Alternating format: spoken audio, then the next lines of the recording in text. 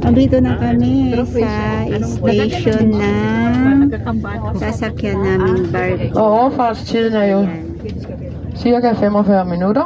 Dæk 3, Dito kami sa basement. og der står opgang C her til venstre. Lalabas daw muna pala kami. Parang nag-stop over lang muna. Hintayin namin sila inahan kasi nag-CR sila. Hindi ka mag-CR, Maybe later pagbaba natin. Mag-moment muna kami ni Joby.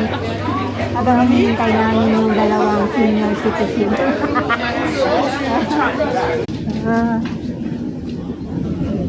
Ang ating damdamin.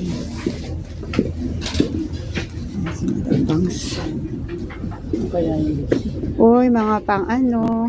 Nyuk yun, nyuk.